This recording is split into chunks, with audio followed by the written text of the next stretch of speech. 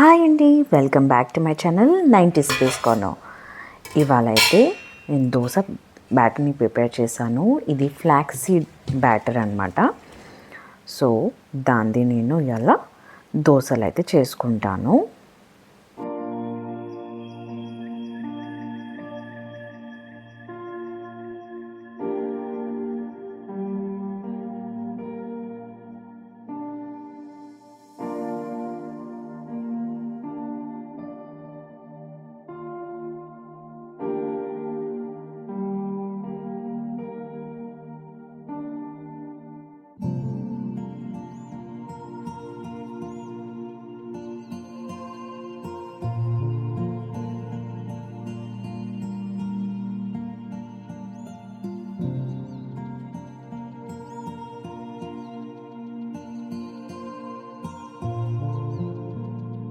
ఇక్కడ యమ్మీ flax seed దోశలు అయితే రెడీ అయిపోయినాయండి, అలాంగ్ విత్ పల్లీ చట్నీ. ఇదైతే మా టిఫిన్, మై బ్రేక్ఫాస్ట్ అయిపోయింది. అండ్ అర్లీ మార్నింగే వచ్చేసారండి వాల్పేపర్ పేస్ట్ చేయడానికి. ఒక 4-5 days బ్యాక్ మెషర్మెంట్ అయితే తీసుకొని వెళ్ళాడు ఈ బుద్ధుడి వాల్పేపర్. సో ఇక్కడైతే కటింగ్ చేసుకుంటున్నారు.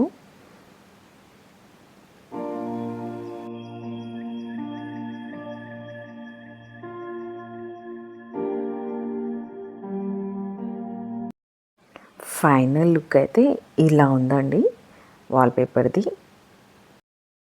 ఈ వర్క్ అయిపోయాక ఎక్వేరియంని క్లీన్ చేద్దామని పెట్టుకున్నామండి. ఇక్కడ స్టోన్స్ని అండ్ ఎక్వేరియంని కింద పెట్టి మరీ క్లీన్ చేసేసాము. అండ్ ఇక్కడ వాటర్ నింపేస్తున్నామండి. డైరెక్ట్ మోటార్ తోటి నింపేస్తాము, సో అంత వర్క్ లోడ్ కాదని అనిపిస్తుంది. అండ్ ఇక్కడ చూసారా ఆ బ్లాక్ ఫిష్, అదైతే మా దగ్గర 5 years నుంచి ఉంటుంది. సైజ్ అయితే ఏం పెరగట్లేదు. సో ఆ 2 మాత్రం మాతో దగ్గర 5 years నుంచి ఉంటున్నాయండి. ఇక్కడ నుంచి చూస్తే బుద్ధుడు ఎట్లా కనిపిస్తున్నాడో చూడండి. నాకైతే భలే నచ్చింది.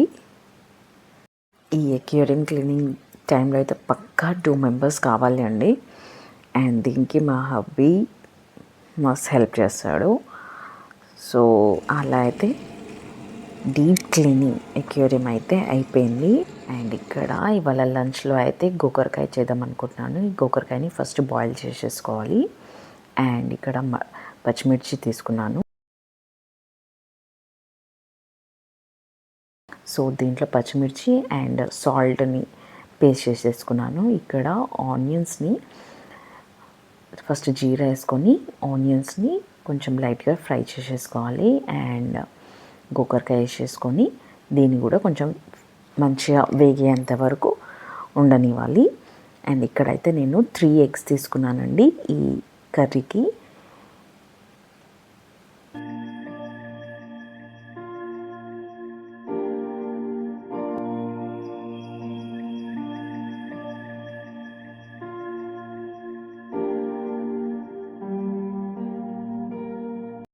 ఇక్కడైతే నేను ఎగ్ని మంచిగా బీట్ చేసేసుకొని పెట్టుకున్నాను. ఇది సైడ్కి పెట్టేసుకోవాలండి. అండ్ ఇక్కడ అయితే మన కర్రీ ఈ టైంలో అయితే మన స్పైసెస్ యాడ్ చేసుకోవచ్చు. సో దీంట్లో నేను పసుపు, సాల్ట్, ధనియాల పౌడర్ ఇవైతే వేసుకొని మంచిగా కలిపేసుకోవాలి.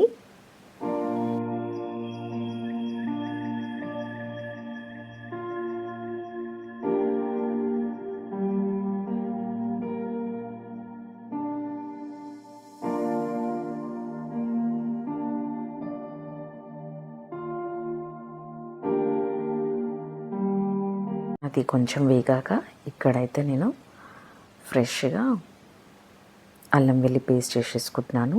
దీన్ని కూడా మంచిగా కలిపేసుకోవాలి. అండ్ ఇక్కడ ఇలా కలుపుకున్న తర్వాత మనం సైడ్కి పెట్టుకున్నాం కదా ఎగ్ బీట్ చేసుకొని దీన్ని అయితే మనం ఇలా వేసేసుకోవాలి. అండ్ ఇది కొంచెం అటు ఇటు అన్నాక దీంట్లో రెడ్ చిల్లీ పౌడర్ వేసేసుకోవాలి. మరీ ఎక్కువ కాదు, జస్ట్ కలర్ కోసం అన్నట్టు వేసుకోవాలి స్పైస్ అయితే. సో మనకి కలర్ పర్ఫెక్ట్గా వచ్చేస్తుంది. ఇలా మీరు ఎప్పుడైనా ట్రై చేశారా? ట్రై చేయలేదు అంటే ఇప్పుడు ట్రై చేసి చూడండి, చాలా యమ్మీగా ఉంటుంది. మా కిడ్స్ అయితే చాలా ఇష్టంగా తింటారు దీన్ని. లాస్ట్లో అయితే కొరియాండర్ వేసేసుకొని దీన్ని సర్వ్ చేసుకోవచ్చు. Along with rice or chapati, roti, దేనితోటైనా బాగుంటుంది.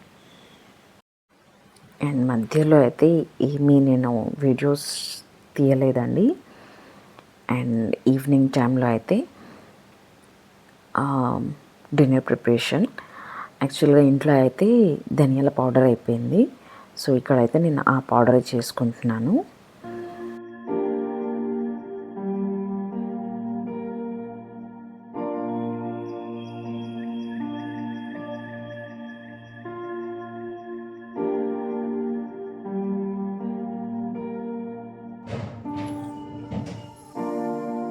ఇక్కడైతే నా ధనియాల పౌడర్ ఈజ్ రెడీ. నేను కొంచెం కోర్స్గానే గ్రైండ్ చేసుకుంటాను. సో ఇది ఒక బాక్స్లో తీసేసుకొని స్టోర్ చేసేసుకుంటానండి. ఇది నాకు ఆల్మోస్ట్ 10 to 15 days అయితే ఈజీగా వచ్చేస్తుంది. అండ్ ఇవాళ డిన్నర్లో అయితే ఫిష్ కర్రీ అండి. సో ఫిష్ కర్రీ కోసం ఇక్కడైతే నేను ధనియాలు, మిర్చి అండ్ జీలకర్ర తీసుకుంటున్నాను. ఇవైతే మంచిగా గ్రైండ్ చేసేసుకున్నాను. ఇవి సైడ్కి పెట్టేసుకొని అదే మిక్సీలో onions and chopped onions and chillies కొన్ని తీసేసుకున్నాను. అండ్ పొట్టు తీసుకొని వెల్లుల్లి తీసుకున్నాను.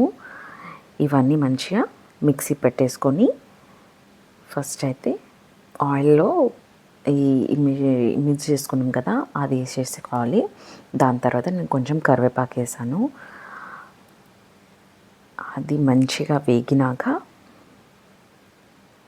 దాంట్లో మనం red chilli powder and salt వేసేసుకొని దాన్ని మంచిగా మిక్సప్ చేసేయాలి. అండ్ అది కొంచెం వేగినాక వాటర్ పోసేసుకొని మనకి ఎంత కన్సిస్టెన్సీ కావాలో అంత వాటర్ పోసేసుకోవాలి. అది ఇంత కొంచెం మంచిగా మగ్గాక దాంట్లో మన ఫిషెస్ అన్నీ పీసెస్ అన్నీ దాంట్లో వేసేసుకోవాలండి. అండ్ దీంట్లోనే ఈ మనం ఫస్ట్ చేసి పెట్టుకున్నాం కదా, ఆ పౌడర్ని అయితే వేసేసుకోవాలండి. సో మన ఫిష్ కర్రీ ఈజ్ రెడీ. అలా మా డిన్నర్ అయితే అయిపోయింది. అండ్ ఈ వీడియో కూడా అయిపోయింది. ఈ వీడియో మీకు నచ్చినట్టయితే please like and subscribe to my channel. Thank you for watching.